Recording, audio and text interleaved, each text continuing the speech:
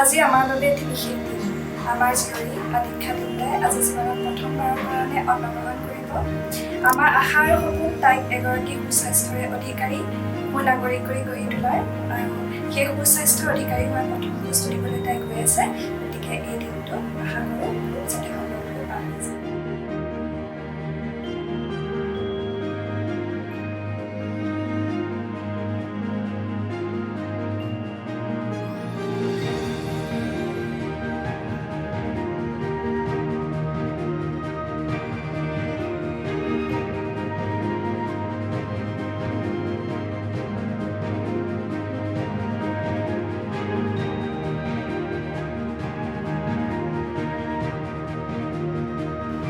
আজি আমাৰ কণমানিৰ অন্নপ্ৰাশন খুৰা হিচাপে আমাৰ বহুত বছৰৰ পিছত আচলতে মোৰ পিছত তাই আহিছে আমাৰ ঘৰৰ কন্যা হিচাপে। ইমান বছৰৰ মূৰত আহিছে, সেইকাৰণে যথেষ্ট সুখী আৰু আশা কৰিছোঁ এই অন্নপ্ৰাশনৰ পৰাই তাই প্ৰথম যি খাদ্য মুখত দিব তাৰ পৰাই যাতে তাইৰ জীৱনটো বহুত ৰঙীয়াল হয়, বহুত ভাল যেন তাই আগলৈ হয়, ভাল কাম যাতে কৰিব পাৰে। খুৰা হিচাপে মই তাকে আশা কৰিছোঁ।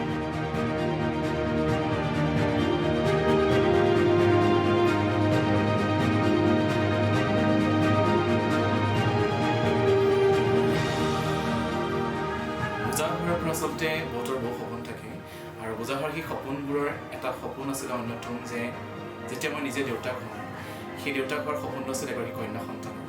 প্ৰায় 6 বছৰ আগতে এটা কবিতা মই লিখিছিলোঁ নিজৰ। সেই বাক্যত, কবিতাৰ প্ৰতিটো বাক্যত অন্তৰ্নিহিত হৈ আছিল যে এগৰাকী কন্যা সন্তানৰ বৃদ্ধি হোৱাৰ সেই সপোনবোৰ। প্ৰতিটো সপোনে সেই 6 বছৰ আগতে মই কল্পনা কৰি লিখিছিলোঁ। তেতিয়া মোৰ কোনো বিয়াও হোৱা নাছিলে, আৰু সেই সপোনৰ সাকাৰ ৰূপ পাই 2025 চনত এগৰাকী কন্যা সন্তানৰ বৃদ্ধি হ'লোঁ। আমাৰ মৰমৰ আদিক্ষা দিতা, যাক আমি মৰমত সকলোৱে মাতোঁ মাইৰা বুলি। আচলতে মই তাই জন্ম হোৱাৰ বহুত আগতেই মাইৰা হিচাপে তাইৰ নামটো মই লিখিছিলোঁ, আৰু মাইৰা আমাৰ মাজলৈ আহিলে এই সপোনৰ সাকাৰ ৰূপ পাই আজি অন্নপ্ৰাশন। আৰু সকলোকে আমাৰ এই বিশেষ দিনটোত আমি সাদৰে নিমন্ত্ৰণ জনাইছোঁ, আৰু আমাৰ সপোন ৰক্ষা কৰি আপোনালোকক অহাৰ কাৰণে আচলতে আমি সকলোৱে সুখী অনুভৱ কৰিছোঁ। এইখিনি আজি আচলতে পিতৃ হিচাপে, এই কন্যা সন্তানৰ পিতৃ হিচাপে মোৰ বাবে এটা গৌৰৱৰ দিন, আৰু আশা কৰিছোঁ আমাৰ এই দিনটো, গৌৰৱৰ দিনটো সকলোৱে উদযাপন কৰোঁ।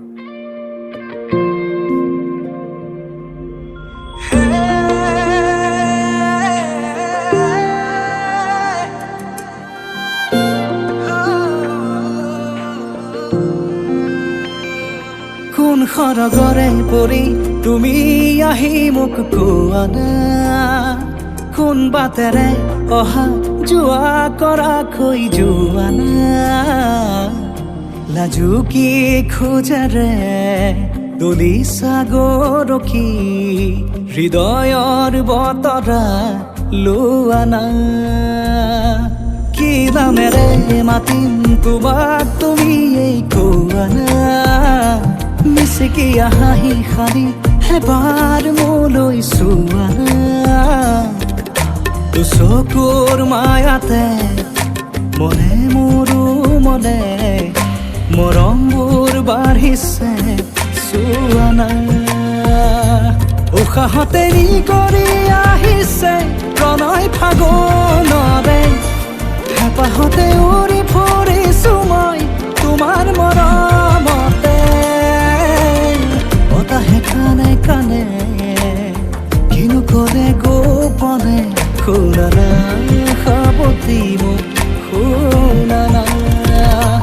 কোন সৰগৰে পৰি তুমি আহি মোক কোৱা না, কোন বাটেৰে অহা যোৱা কৰা কৈ যোৱা না, লাজুকী খোজেৰে দলিছা গৰখি হৃদয়ৰ বতৰা লোৱা না।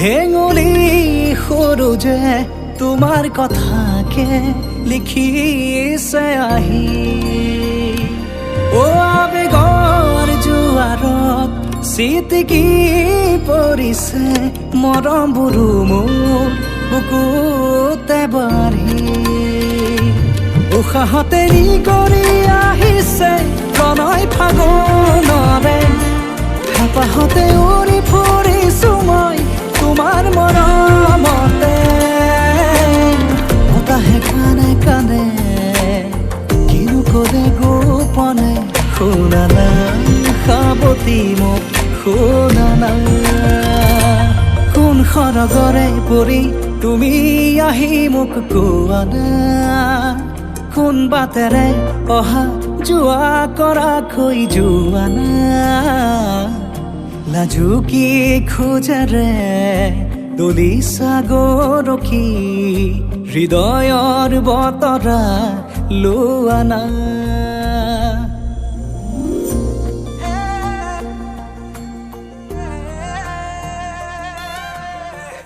এতিয়া নামবোৰ যেতিয়া আমি আচলতে নিৰ্বাচন কৰোঁ নামৰ আচলতে বহুত অৰ্থ থাকে আৰু মই যেতিয়া গম পাইছিলোঁ যে মোৰ সহধৰ্মিনী মাতৃ হোৱাৰ দেখি আহ্বান হৈছে তেতিয়াই মই আচলতে বহু আগতেই এটা নাম মই মনত কল্পনা কৰিছিলোঁ তাই কৈছিল যে ল'ৰা হ'ব নে ছোৱালী হ'ব কোনটো গম নাপাওঁ কিন্তু তথাপি মোৰ মনত এটাই মই কৈছিলোঁ যে ছোৱালী হয়তো সপোনটো সাকাৰ ৰূপ পাইছিলে আৰু মই তেতিয়াই জন্ম হোৱাৰ আগতে দিছিলোঁ নাম মাইৰা মাইৰাৰ মিনিংটো অৰ্থ মাইৰা যদি আমি অৰ্থটো চাওঁ অৰ্থটো হৈছে এনেকুৱা যে সকলোৰে মাজত সুখবোৰ ভাগ বতৰা কৰা তাৰপিছত আমি ঠিক কৰিছিলোঁ যে এটা নাম আৰু নামটো আছিলে আদিক্ষাদিত্যা আৰু আদিক্ষাদিত্যাৰ সম্পূৰ্ণ অৰ্থ হৈছে আধ্যাত্মিক এক যাত্ৰা আমাৰ এই যাত্ৰা আধ্যাত্মিক চেতনাৰ দিশে আধ্যাত্মিক এক জীৱনৰ দিশে আধ্যাত্মিক এক জ্ঞানৰ দিশে গতিকে আমাৰ সম্পূৰ্ণ নামৰ অৰ্থ হৈছে জ্ঞানৰ এক যাত্ৰা আধ্যাত্মিক এক জ্ঞানৰ যাত্ৰা সান্তনা তুমি মন ৰ'দালি আহে ডাৱৰ ফালি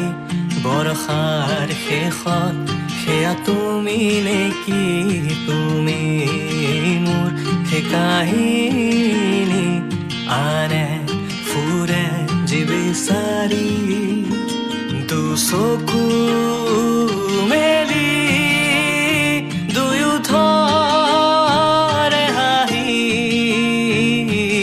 চাওঁ থমকি সকলো পাহৰি স্মৃতি প্ৰতাপী সমলয় অনুভূতিৰ মানুহে ইয়াকে প্ৰেম বোলে নেকি কাষতে তোমাৰ ৰম ছায়া হৈ পৰিব নিদিওঁ ভাঙি সময়ৰ পাতত লোবাই